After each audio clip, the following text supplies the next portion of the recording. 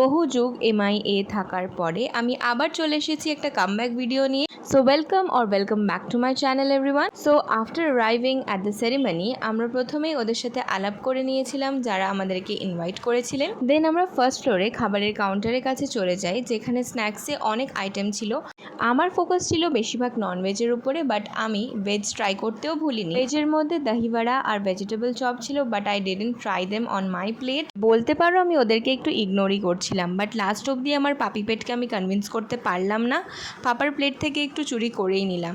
But ফার্স্টে আমি আমার প্লেটে কী নিয়েছিলাম তোমাদেরকে দেখিয়ে নিই। স্টার্ট করেছিলাম ফিশ বল দিয়ে আর শেষ করেছি ভেজিটেবল চপ দিয়ে।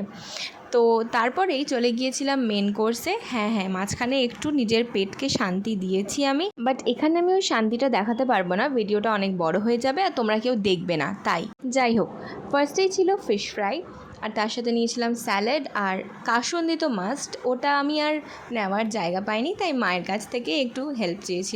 মি আমি আমার খাবার নিয়ে একটা সেফ প্লেসে ঢুকে গিয়েছিলাম যাতে আমি আমার খাবারটা ভালোভাবে এনজয় করতে পারি।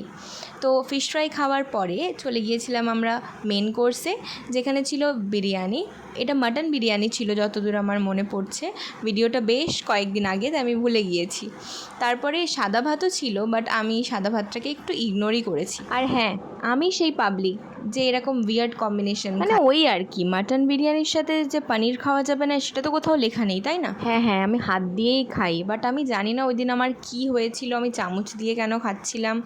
যদিও আমি হাতেরও ইউজ করেছি মাঝে মধ্যে, বাট ওই আর কি ভিডিওতে দেখানো হয়নি। মেন কোর্সের পালা ওখানেই শেষ, এবার চলে এসেছি ডেজার্টের দিকে। ডেজার্টে ছিল চাটনি আর আমাদের প্রিয় ব্যাট ভাজা, আরে ওই বাঙালিরা ব্যাট ভাজাই বলে। তারপরে ছিল পায়েস আর মিষ্টি, সন্দেশও ছিল, বাট আমি নিইনি, আমি এই রসগোল্লাটাই নিয়েছি। প্লিজ গাইজ, আমাকে কেউ গালাগালি দিও না এই চামচটা দিয়ে রসগোল্লা ভাঙার ব্যর্থ চেষ্টা করার জন্য। যাই হোক, অতি কষ্টে রসগোল্লা আর পায়েসটা খেয়ে, যেটা সত্যিই খুব ভালো ছিল, আমি ভাইয়ের কাছ থেকে একটু আইসক্রিম চুরি করে মা মেয়েতে স্টাইল মারতে মারতে নিচে গিয়ে আবার ভাইয়ের খাবারে ভাগ বসিয়ে দিন শেষ করেছি। হি।